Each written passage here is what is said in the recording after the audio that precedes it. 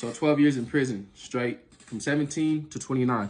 If you're just tapping in right now, I got a playlist titled My Journey, and I'm basically taking y'all through when I was about 15 years old, up to when I caught my 12-year prison sentence, through my prison sentence, up to my life right now. If you're just tapping in, this is part 17. Feel free to go back, check out all the videos.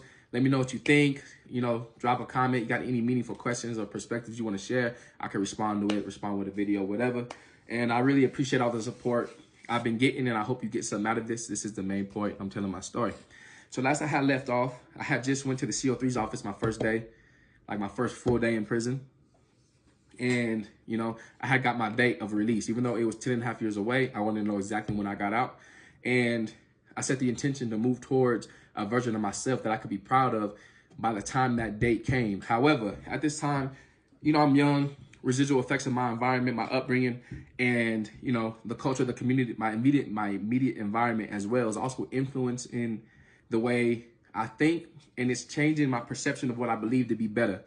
At that time, being better was just, you know, being a solid penitentiary dude at that time. You know what I'm saying? But I wanted to be educated. I wanted to be well-spoken. I wanted to fix myself. You know, I had very low self-esteem. I wanted to be attractive, and I wanted to get money. So I wanted to be what I imagined success to be. The way I was going to choose to get to that success is very different than the way I want to choose to get to it now. But the intention of being better was there. So as I'm going through my sentence, I'm actually getting into a lot of trouble. I'm getting into a lot of trouble. I'm causing a lot of trouble, being very disrespectful to the police. And I'm just catching back-to-back tickets, just back-to-back. Like, catch a ticket before that, the sanctions for that ticket is up, I'm catching another ticket. And I didn't care. I really didn't care. So, and also, immediately on the yard, even though I had went a year and a half without smoking a cigarette, you know, I think I might have smoked a cigarette in county or something like that. But I immediately began smoking cigarettes again. I started smoking spice and also started hustling. So, you know, of course, it's kind of productive to be hustling while you're also smoking, but, you know, blind leading the blind, you know what I'm saying? We thought we was doing something. You know, we young, we kids in prison, like, you know, we gonna run it up and do this, whatever. However, like, there's people in prison that get real money, and that's what I was trying to work towards. People get money. That's all I'm gonna say about that. So, as I'm going through my time and I'm causing trouble and I'm moving the way I'm moving, you know, I would have certain people that were older than me that would try to put me on game, like, hey, you know, you got to chill out, youngster. This is a cool yard to be on. This is a good yard to be on. You don't want to go to another yard where it's cracking. You don't want to go to another yard where you got to worry about riots and this and that and this and that. On the surface, I'd be like, yeah, I hear you. But in my mind, I'm like, that's exactly where I'm trying to go. That's exactly where I was trying to go. Like, and one of the homies, he caught me. He called me on it one day. He's like, you trying to go to the 4-yard, huh? I just smiled at him. I'm like, why you say that? He's like, I know you. You want to go to the 4-yard. You want to go where it's cracking, huh? He's like, nah, I feel you. He young, too. He like 23 years old, too. He's 23. I'm 19. So kind of similar mentalities. And even though this may sound crazy to y'all, I wanted to go where it was cracking because my perception of the test changed throughout my sentence. But regardless of the fact, my whole sentence was viewed to me as a test. It was going to be a test of my character and a test of the type of man I was going to be. At this point, I didn't want to feel like I cheated my way through the penitentiary. You know, I'm hearing that some of my bros are on these yard where it's cracking. I didn't want to be on no soft-ass yard where ain't nothing jumping, do my whole time there. It would sounds crazy. What I'm really saying is I didn't want to spend my time in a safe, productive environment.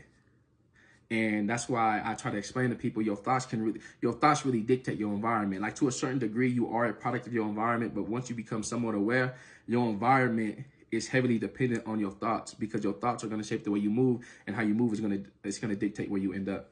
So even though I started off on this yard, I'm constantly getting in trouble. I'm trying to go where it's cracking at because I want to go where other people are turned up, and I want to see where I stand in the list of people being turned up. Like, that's just what I was on at that point. So, yeah, I keep getting in trouble. Starting fights for no reason. Starting fights for pride because of my pride. Like, I had remember this one dude in my car. We talked about cars earlier. I forget what we was talking about. We was all like chilling. You know, there's like a little group of us, we drinking and shit. And he had said something about like this generation was soft. He's like, yeah, this generation is soft. Woo, woo, woo, woo.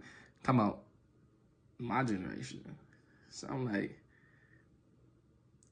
who? like who's soft? Like, who is you talking? Like, you could put an address on it. Like, who you talking about? Like, who's soft? He's like, y'all generation. My generation. So I ain't like that. So what I went, I started a fight with somebody for no apparent reason, just to prove that I wasn't scared to fight, like prove that I'm not soft shit. And that's just that type of time I was on. And, you know, if there's something going on in the yard, I want to be involved.